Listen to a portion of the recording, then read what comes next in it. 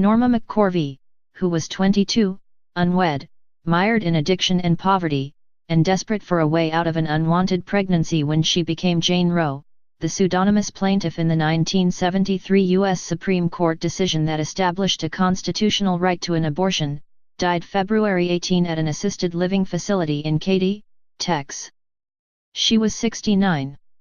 Her death was confirmed by Joshua Prager, a journalist working on a book about Roe v. Wade. The cause was a heart ailment. Ms. Mccorvey was a complicated protagonist in a legal case that became a touchstone in the culture wars, celebrated by champions as an affirmation of women's freedom and denounced by opponents as the legalization of murder of the unborn. When she filed suit in 1970, she was looking not for a sweeping ruling for all women from the highest court in the land, but rather, simply, the right to legally and safely end a pregnancy that she did not wish to carry forward. In her home state of Texas, as in most other states, abortion was prohibited except when the mother's life was at stake. On January 22, 1973, the Supreme Court handed down its historic 7-2 ruling, written by Justice Harry A. Blackmun, articulating a constitutional right to privacy that included the choice to terminate a pregnancy. The ruling established the trimester framework, designed to balance a woman's right to control her body and a state's compelling interest in protecting unborn life. Although later modified, it was a landmark of American jurisprudence and made Jane Roe a figurehead championed or reviled in the battle over reproductive rights that continued into the 21st century. Ms. Mccorvey fully shed her courtroom pseudonym in the 1980s, lending her name first to supporters of abortion rights and then, in a stunning reversal, to the cause's fiercest critics as a born-again Christian. But even after 2 memoirs, she remained an enigma, as difficult to know as when she shielded her identity behind the name Jane Roe. She admitted that she peddled misinformation about herself, lying about even the most crucial juncture in her life. For years, she claimed that the Roe pregnancy was the result of a rape. In 1987, she recanted, saying that she had become pregnant through what I thought was love. Although the details of her account were legally unimportant, abortion foes pointed to the lie to discredit Ms. Mccorvey and her case. According to the most sympathetic tellings of her story, she was a victim of abuse, financial hardship, drug and alcohol addiction, and personal frailty. For much of her life, she subsisted at the margins of society, making ends meet, according to various accounts, as a bartender, a maid, a roller skating car hop and a house painter. She found a measure of stability with a lesbian partner, Connie Gonzalez, but even that relationship reportedly ended in bitterness after 35 years. Harsher judgments presented Ms. Mccorvey as a user who trolled for attention and cash. Abortion rights activists questioned her motives when she decamped in 1995, after years on their side, and was baptized in a swimming pool by the evangelical minister at the helm of the anti-abortion group Operation Rescue. The minister, Flip Benham, told Prager, who profiled Ms. Mccorvey in Vanity Fair magazine in 2013, that he had come to see her as someone who just fishes for money. By her own description, she was a simple woman with a 9th-grade education. She presented herself as the victim of her attorneys, Linda Coffey and Sarah Weddington, whom she accused of exploiting the predicament of her unwanted pregnancy to score a victory for the abortion rights cause. Roe v. Wade, which became a class action suit, was a watershed for women in general but irrelevant for Ms. Mccorvey in particular. After an initial court victory for her, Texas mounted an appeal that dragged on long past Ms. Mccorvey's due date. By the time the Supreme Court announced its decision, her baby was 2½ years old. She had given the child up for adoption and learned of the ruling in a newspaper article. A difficult start. Norma Nelson, her middle name was variously spelled Lee, Leah, and Lee was born in Simmsport, L.A., on September 22, 1947.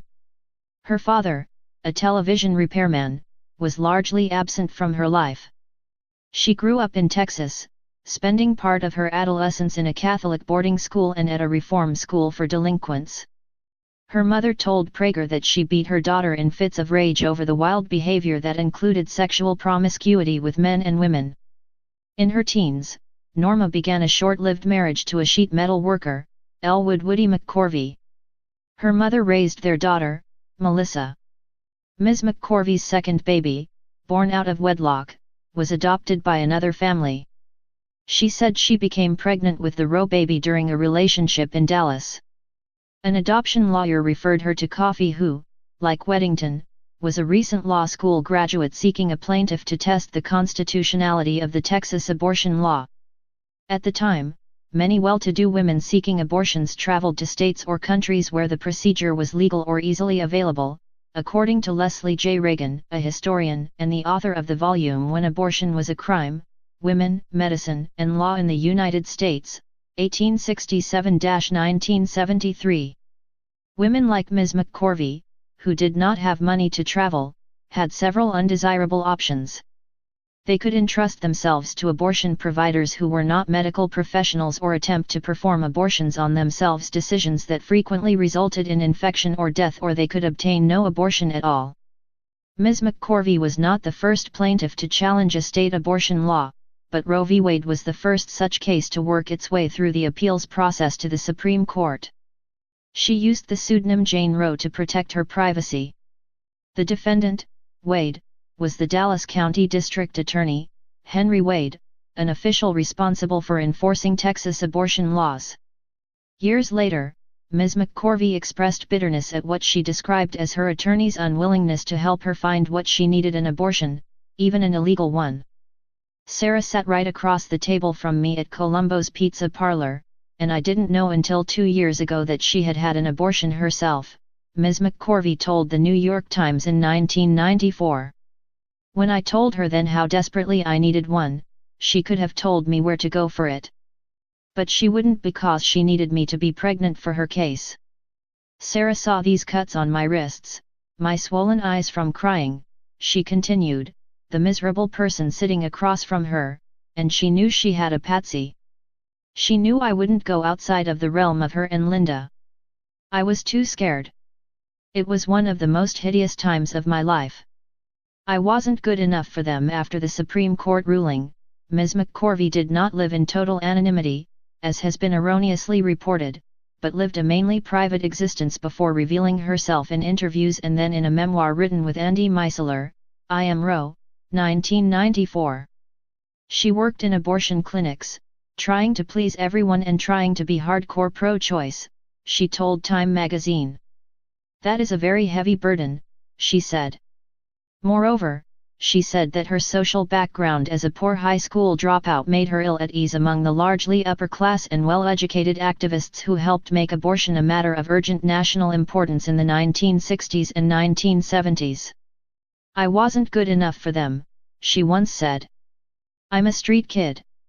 Her conversion came about when Benham, the head of Operation Rescue, opened an office near one of Ms. Mccorvey's clinics and befriended her.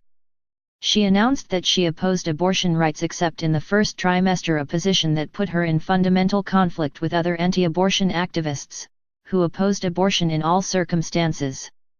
Nevertheless, her defection was hailed as a victory for their cause. Weddington looked suspiciously on Ms. Mccorvey's conversion and once described her former client as a person who really craved and sought attention.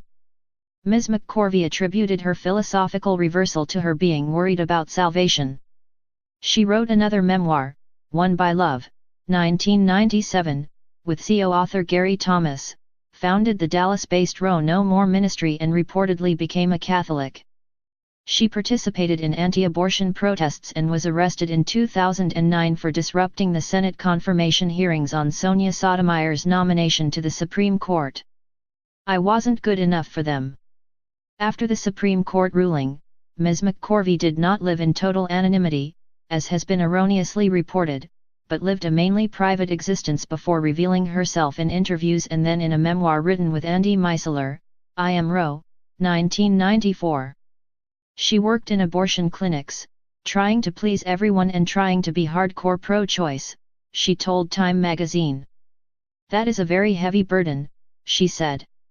Moreover, she said that her social background as a poor high school dropout made her ill at ease among the largely upper-class and well-educated activists who helped make abortion a matter of urgent national importance in the 1960s and 1970s.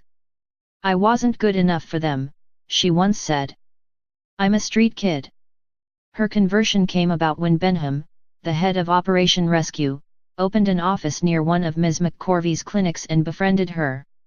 She announced that she opposed abortion rights except in the first trimester, a position that put her in fundamental conflict with other anti-abortion activists, who opposed abortion in all circumstances.